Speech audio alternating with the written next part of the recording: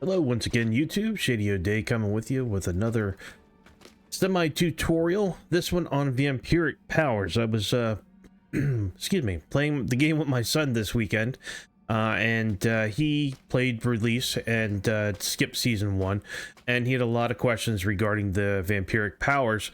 So I'm figuring if he did, and he's in his 20s, some others might as well. So I'm just going to kind of share what I've learned. And by no means this is a definitive tutorial on the Vampiric Powers, but at least it'll get you started.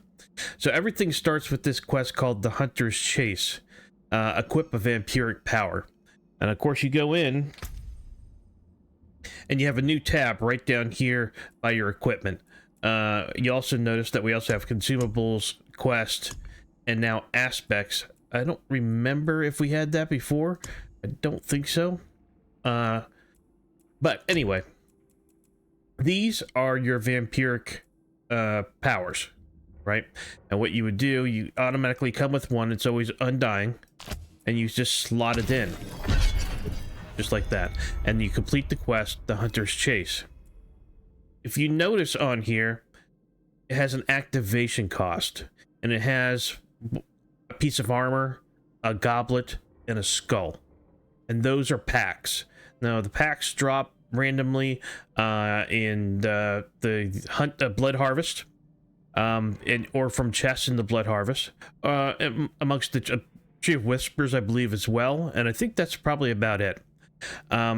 So, as you get further into activating these vampiric powers, and by the way, you do that down here on this button, you spend 25 to activate a vampiric power. So if I was to hit this button, once you go in it, okay, you can't re-roll to get another power, okay? So if you've already unlocked a bunch of powers, then you're just going to have to upgrade to another level. What I mean by that is, right now I come in here and I've got the one undying vampiric power here that I already own, and then 2 locked in Rampart and Domination.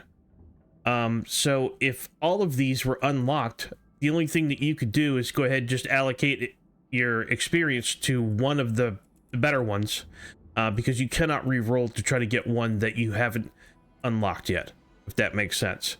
So with this one, with what I'm running here, stun enemies, immobile and frozen, 12%, and then not moving. I always move with this character, so we'll go ahead and put this into Domination. You see that, and now it's been unlocked.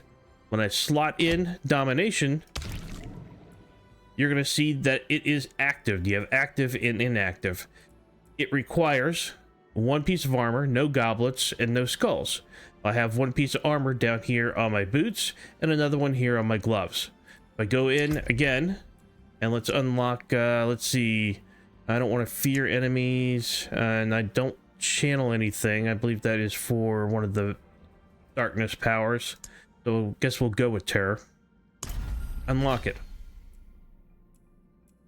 Come back down here. This one requires 1 piece of armor, 1 goblet, and 1 skull. If I put it into the slot, you'll look down here and you'll see that 2 are active, 1 is inactive. And what that means is that this requires you have a piece of armor, which we have, a skull, which we have, but we do not have any equipment here that has has the goblet on it. Okay, so what you want to do, I'm going to get out of here.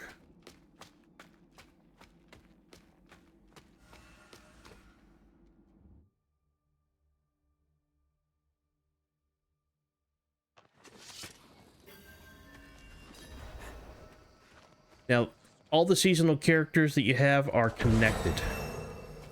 So if I come in here, everything that I have on my other 2 characters that I've been using, one to play with my son and then one doing the live streams, their stuff's in here. As you can see, I have 9,500,000 gold, and my bags are pretty full. Okay, that's because it's a shared storage throughout your seasonal characters. If you down here, these are the packs that drop in the Blood Harvest. You have the Cleansing Acid, which removes all of the packs off a piece of gear. and then you have the goblet, the skull, and the armor. So for this one that we have inactive, oh, it won't do it. We'll just go ahead and put all these in our bags. Open it back up and go into the Vampiric Powers again. So on this one here that is not active, and you see down here at the bottom, I was about to point to the screen like a moron, insufficient packs to activate, meaning we need a goblet on a piece of gear. So if you click, go back to equipment, on the goblet here, if you right click and then hover over, it'll highlight the armors that are available for you to put something on. In this case, I'll probably be hanging on to this yellow helm before anything, is longer than anything else I have. So I'm going to go ahead and place it on the helm. Okay, and it's going to say packs are updated. If you go back to packs, now you see I have 3 active, 0 inactive. Each one of these required a different set of packs. And the hard part is trying to organize your equipment so that you have all your packs so that all your vampiric powers go at once. On the vampiric powers, also to keep in mind, let me get out of this inn. This board here is the Hunter's Acclaim board. You gather Hunter's Acclaim doing the blood harvest, and it's really fun. I'm gonna do a video on the pedestals there in the blood harvest. I don't think enough people, especially at the lower levels, are using the pedestals to group up on, and it just, you know, you crank through levels, you get equipment. It's just unreal. Keep an eye out for that video. But Hunter's Acclaim, so you'll gather Hunter's Acclaim automatically as you're killing things in the blood harvest zone. And if you're not aware, this green area that I'm in right now rotates to a different section, usually from west to east or east to west, and it happens every hour. So this one right here ends in 53 minutes and 30 seconds. So at the end of 53 minutes, it's going to pop, say, over here, and it rotates that every hour. It's not like the Hell Tides where you'll sometimes not have a Hell Tide. So there always will be one of these available to go to. So while you're killing things in here, you'll get Hunter's Acclaim. If you click on the Hunter's Acclaim board, you'll see the different tier rewards that you'll get. So you need 250 to move to the next tier. Also look here, Accursed Touch, Vampiric Power, and on my other character, okay, yep, that's it. Accursed Touch, and then up here is Sanguine Embrace. These are 2 of the better ones, vampiric powers to have.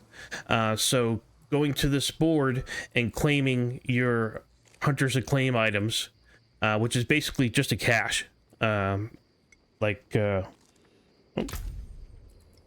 this, right? This is a potent blood, but it'll come the same way and it'll drop certain goods.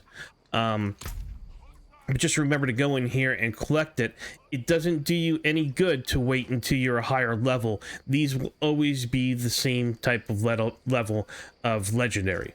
Even when you get to the 50s and get into sacred and beyond that ancestral, these will always just be legendary, kind of tier 1, tier 2 type of armor. The chests that you have in the blood harvest are different.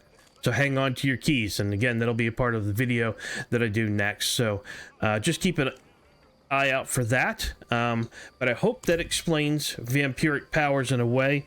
The only way to unlock, I don't know why I have to keep looking down there at that, is just to, as you're killing things in the blood harvest, you'll acquire potent bloods, and you use that to unlock different types of, like this one, damage over time, and it's unlocked. Now all 3 of these are unlocked, right? And if I come back again, now I get 3 locked ones. I could do infection, resilience, and bathe in blood. I don't channel anything with this spec, so I'm gonna go ahead and get the pox one. I don't really use any of these, so, but it's kind of a little bit RNG. which ones you get to pop up. If you just tried to escape out when you're doing that, and you don't have the vampiric powers that you want, and you hit escape, it's just going to select one for you. So you might as well just pick the lesser of the evils, click it, allocate the experience, and then try again. All right. Hopefully, if you have any questions, please leave them in the comments below, and I will see you for the next video. See ya.